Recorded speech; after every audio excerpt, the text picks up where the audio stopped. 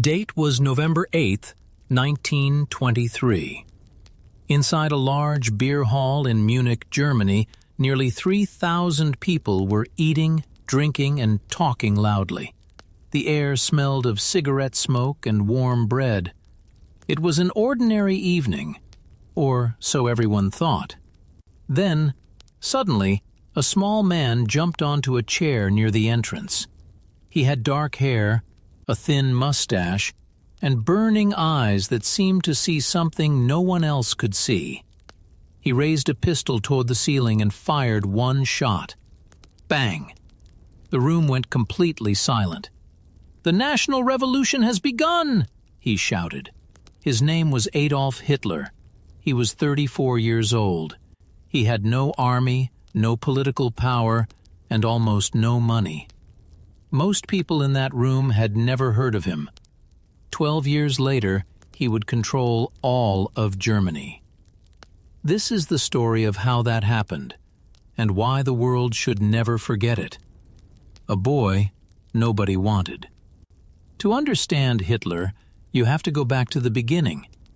Adolf Hitler was born on April 20th, 1889, in a small town called Braunau am Inn, on the border between Austria and Germany. His father, Alois Hitler, was a strict and sometimes violent man who worked as a customs officer. His mother, Clara, was gentle and loving. She was the only person young Adolf truly loved. Adolf was not a happy child. He fought constantly with his father. Alois wanted Adolf to become a government worker, just like him. But Adolf had a dream. He wanted to be an artist. He spent hours drawing buildings, churches, and city streets. He believed he was talented. He believed he was special. But the world did not agree. In 1907, at the age of 18, Adolf traveled to Vienna, the most beautiful and powerful city in Austria, to apply to the Academy of Fine Arts. This was his dream school. This was his one big chance. They rejected him. He applied again in 1908. They rejected him again. The reason the school gave was simple and painful. His drawings of buildings were acceptable, but his drawings of people were weak. He did not have enough talent for fine arts.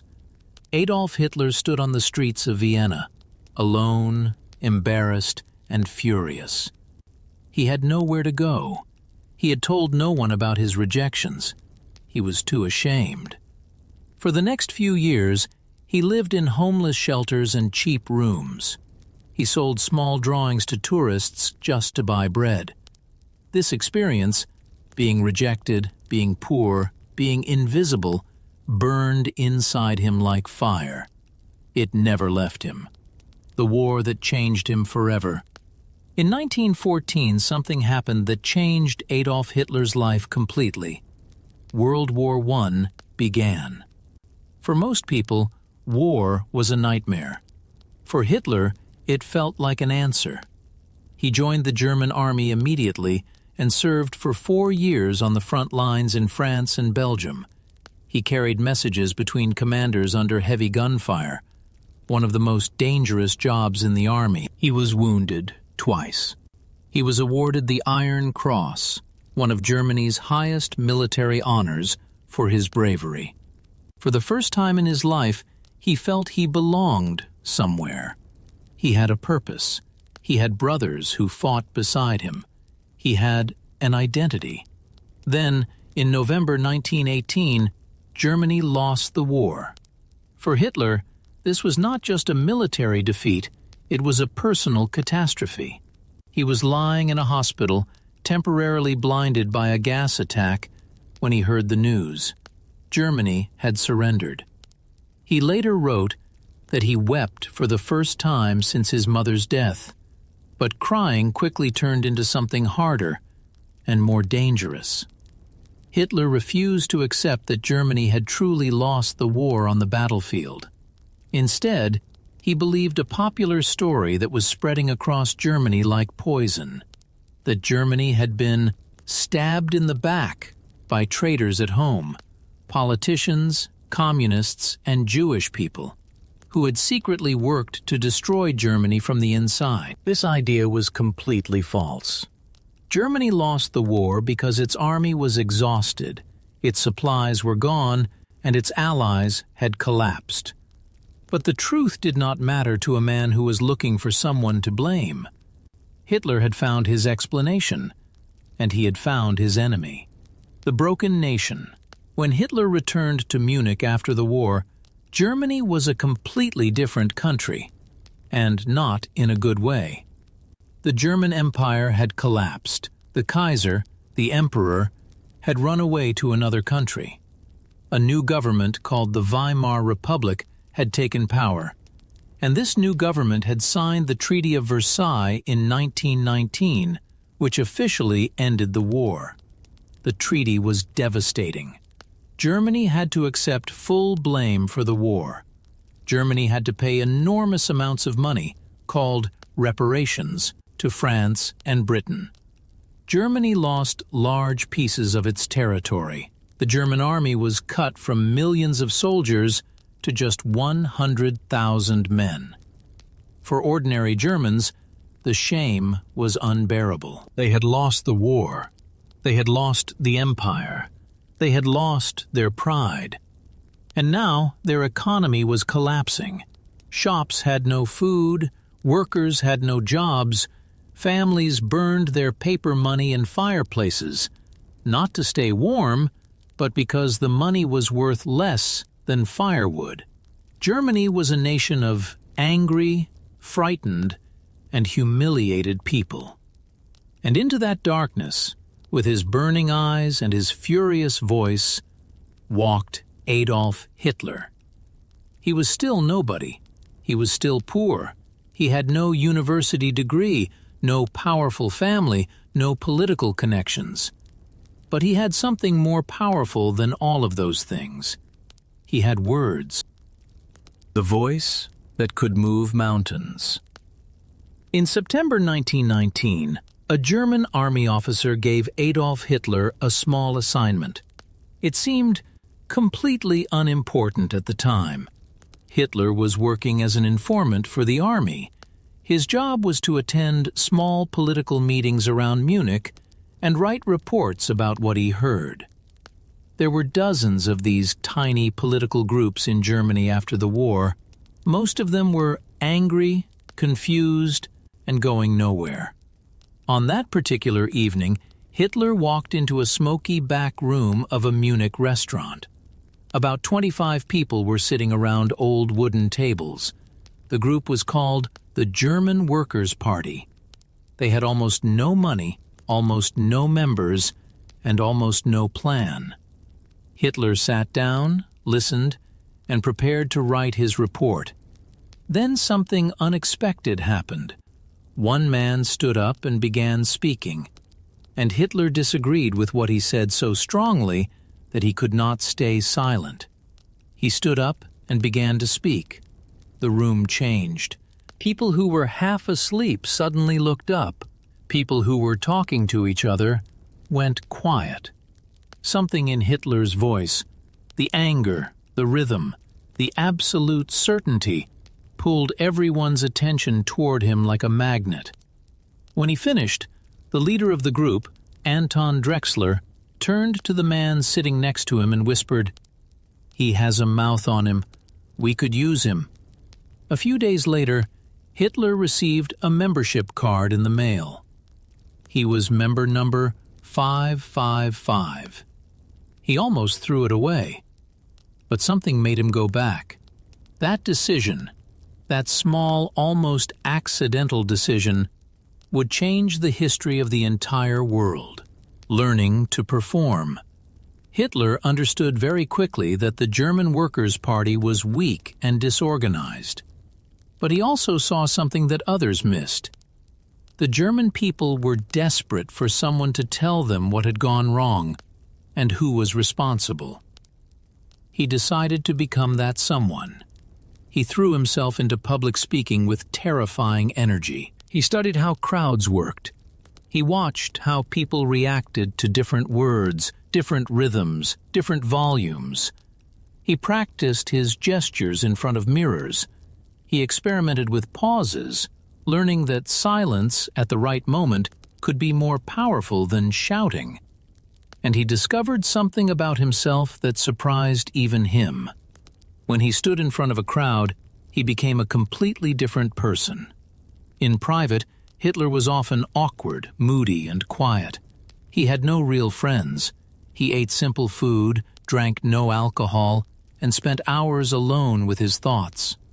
People who met him one-on-one often found him unremarkable, just a thin man with an odd mustache and intense eyes. But the moment he stepped in front of an audience, even a small one, something ignited inside him. He would start slowly, speaking softly, almost whispering. He would describe Germany's suffering, the hunger, the humiliation, the injustice of the Versailles Treaty. The crowd would feel that he understood their pain. Then, gradually, his voice would rise, his hands would move, his face would transform. By the end, he was screaming, not with madness, but with a kind of controlled fury that made people feel that someone, finally, was saying what they had been feeling for years. People left his speeches feeling something unusual, hope wrapped in anger. By 1920, Hitler had taken control of the party.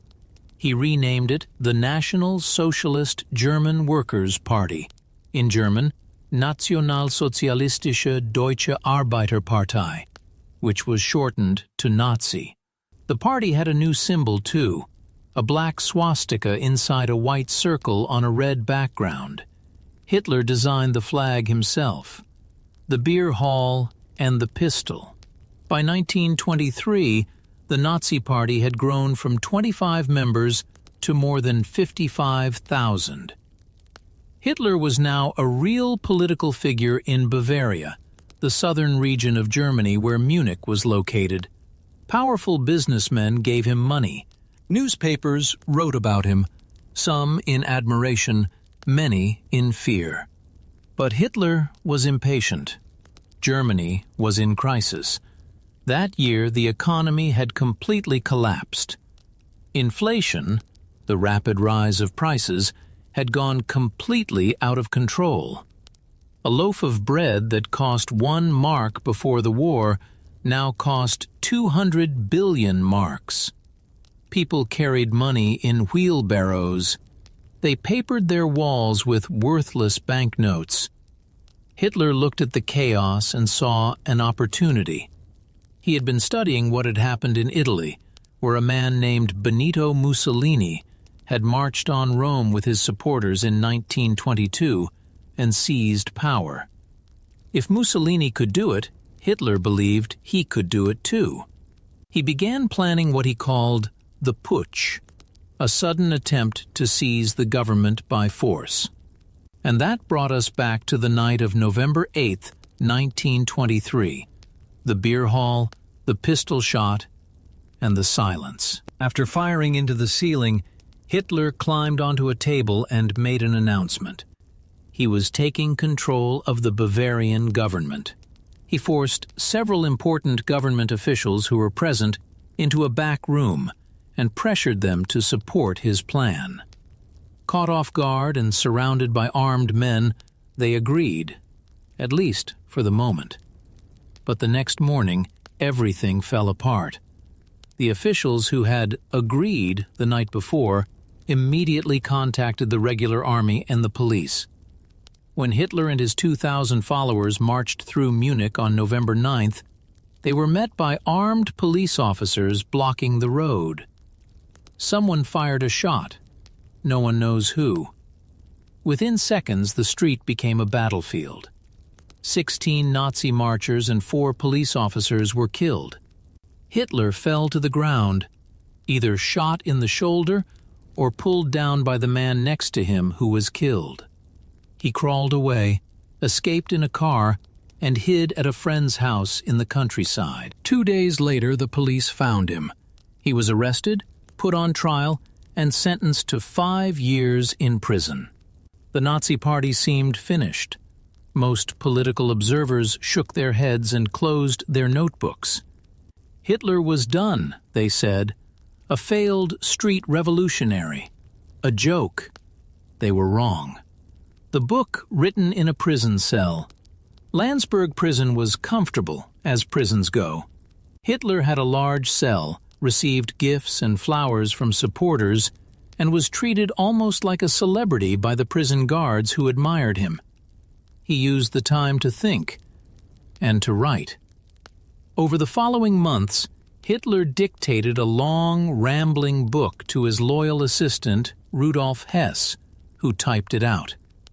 Hitler called the book Mein Kampf, which means My Struggle in German. The book was many things at once, part autobiography, part political theory, part fantasy. It was badly written, repetitive, and filled with hatred. It attacked Jewish people, communists, France, and the Weimar government in the most violent language imaginable. But it also contained something that many readers at the time ignored or dismissed: a complete plan. Hitler wrote clearly about what he wanted. He wanted to destroy the Versailles Treaty. He wanted to unite all German-speaking people under one nation. He wanted to conquer new territory in Eastern Europe, what he called Lebensraum, or living space. And he wanted to remove Jewish people from German society entirely. It was all there, written in plain words, available for anyone to read. Very few people took it seriously. Hitler was released from prison after serving only 9 months of his 5-year sentence. He walked out of Landsberg on December 20th, 1924, carrying the manuscript of his book under his arm.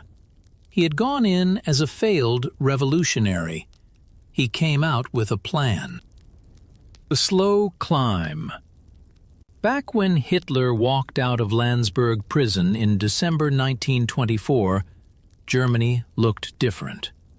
The economic crisis had calmed down. A new financial plan, called the Dawes Plan, had brought American money into Germany, stabilizing the currency and helping businesses recover.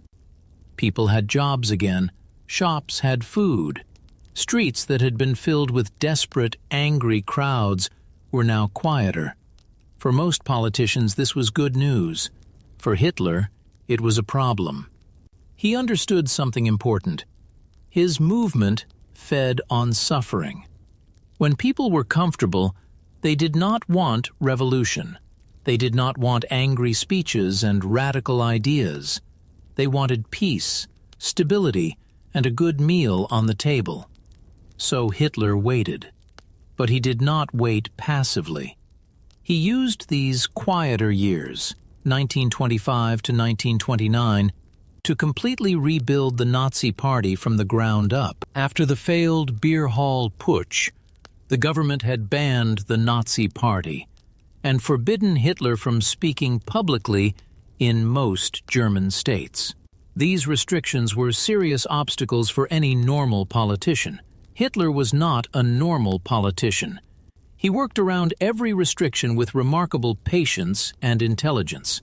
He reorganized the party's internal structure, creating local branches across Germany so that the organization could grow even when he personally could not speak. He developed the Hitler Youth, an organization for young boys, and similar groups for women, teachers, lawyers, and doctors. He was building not just a political party, but a parallel society inside Germany. He also made a conscious decision to change his strategy.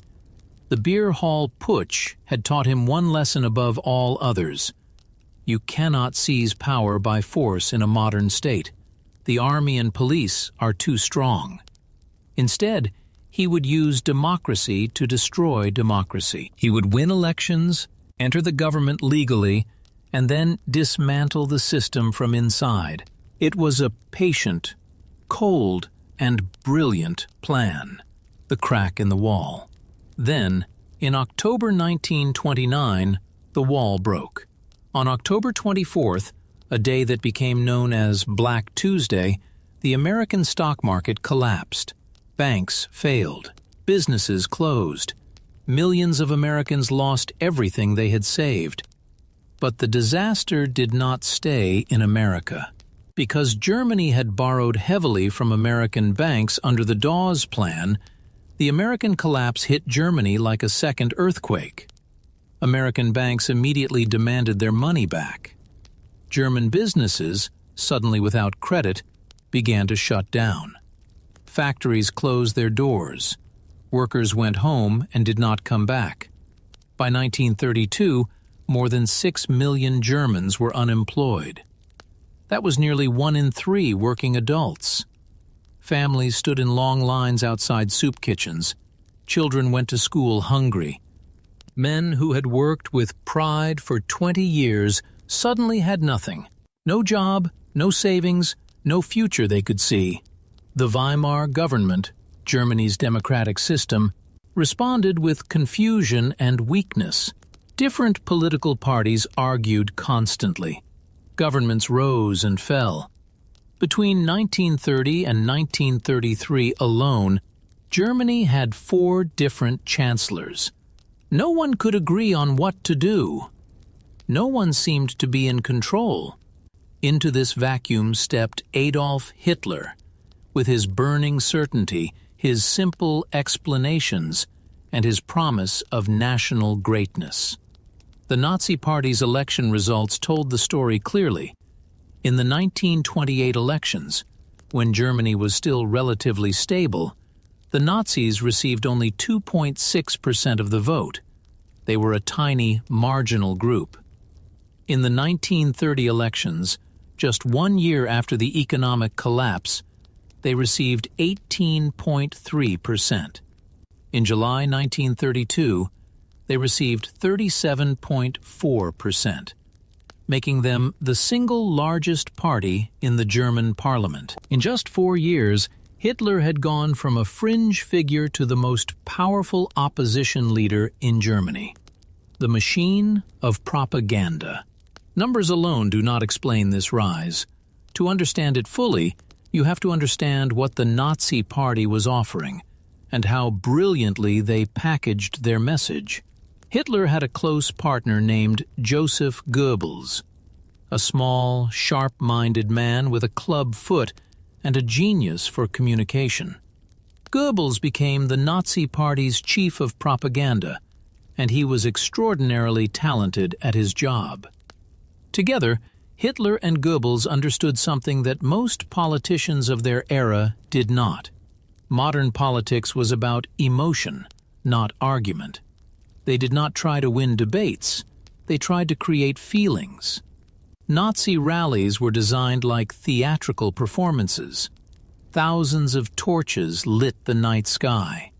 Massive red and black flags hung from every surface. Uniformed men stood in perfect, precise formations. Dramatic music played before Hitler appeared, and then, always after the crowd had been waiting long enough to feel anticipation, Hitler would arrive. The effect was overwhelming, especially for ordinary Germans who had never experienced anything like it. These were not political meetings. They were religious experiences. People did not leave thinking clearly about policy. They left feeling something enormous: belonging, pride, purpose, and the intoxicating sense that Germany was about to rise again. Goebbels also mastered the new technologies of the age. While other politicians gave speeches in small halls, the Nazis used radio broadcasts to reach millions of Germans in their own homes. They produced films. They covered Germany with posters, newspapers, and pamphlets. Hitler was the first major politician in history to travel by airplane during a campaign, flying from city to city, appearing in multiple places in a single day, creating the image of a man who was everywhere at once. The message was always the same: repeated in different forms until it became impossible to escape. Germany had been betrayed. Germany was suffering. But Germany was great, and with Adolf Hitler, Germany would be great again. The decision that ended democracy. By late 1932, Germany was locked in a political crisis with no clear solution. Hitler's Nazis were the largest party, but they did not have enough votes to govern alone. The other parties refused to form a coalition with him. Hitler himself refused to accept any position less than Chancellor, the head of government.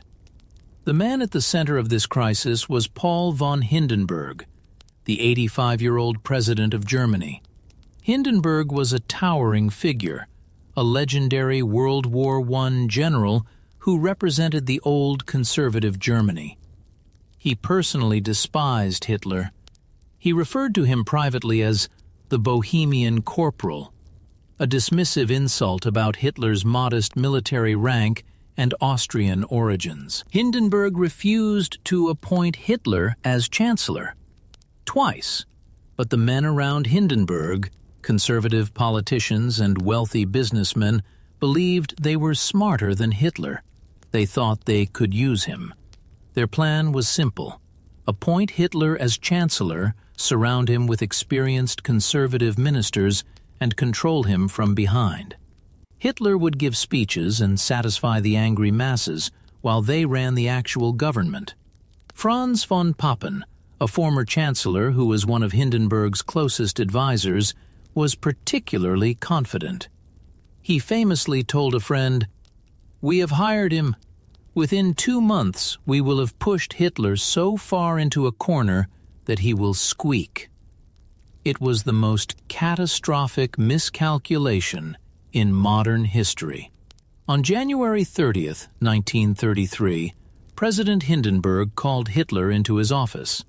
The old man, who had fought in wars, survived revolutions, and governed nations, shook hands with the thin, pale, intense man standing before him and appointed him Chancellor of Germany.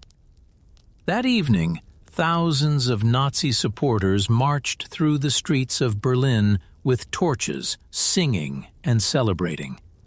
The light from their flames reflected off the windows of the old government buildings. The march went on for hours. In the crowd, people wept with joy. In his diary that night, Joseph Goebbels wrote just 3 words: "It is done." What comes next? Hitler had not seized power. He had been given it, handed to him by men who thought they were being clever. He immediately proved them wrong. Within weeks, a fire broke out in the German parliament building, the Reichstag. Hitler blamed communist terrorists and used the crisis to push through emergency laws that suspended basic civil rights: freedom of speech, freedom of the press, the right to a fair trial. All gone, overnight, signed away in the name of national emergency. Within months, all other political parties were banned. Trade unions were dissolved. Judges who did not cooperate were removed. Newspapers that criticized the government were shut down. By the summer of 1933, just 6 months after becoming chancellor, Adolf Hitler had made himself the absolute dictator of Germany. The men who thought they could control him watched in disbelief as he dismantled, piece by piece, everything they thought would protect them. One nation, one people, one leader. Ein Volk, ein Reich, ein Führer. A democracy of 60 million people had been transformed into a dictatorship, not through a violent revolution, not through foreign invasion, but through elections, legal paperwork, and the oldest political mistake in the world: underestimating a dangerous man because he seemed beneath you. The darkness that followed, the wars, the camps, the millions of deaths, did not begin with tanks or bombs. It began with a pistol shot in a beer hall. It began with a rejected art student who never forgot his humiliation. It began with ordinary people who were frightened and suffering and chose the loudest, angriest voice in the room. That is the lesson history keeps trying to teach us. The question is whether we are still willing to learn it.